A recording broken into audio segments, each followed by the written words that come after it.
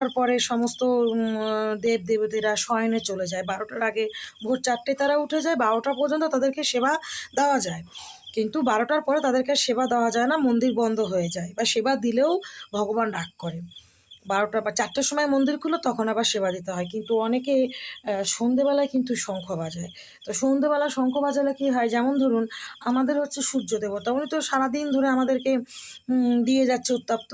সন্ধ্যে যখন হয় উনি তখন বিশ্রাম নিতে যায়, খাওয়া দাওয়া করে বিশ্রাম নেয়, ঘুমায়। তখন যদি শঙ্খ বাজানো হয় সন্ধেবেলা, তখন দেবতারা জেগে যায়, যেসব দেবতারা বিশ্রাম নেয় জেগে যায়।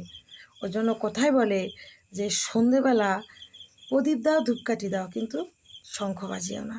কিছু কিছু দেবতারা বিশ্রাম নেয়, তাদের যদি সারাদিন খাটাখাটনি করার পর বিশ্রাম নিতে গিয়ে তাদের যদি ঘুমটা ভেঙে যায়, তখন তারা রেগে যায়।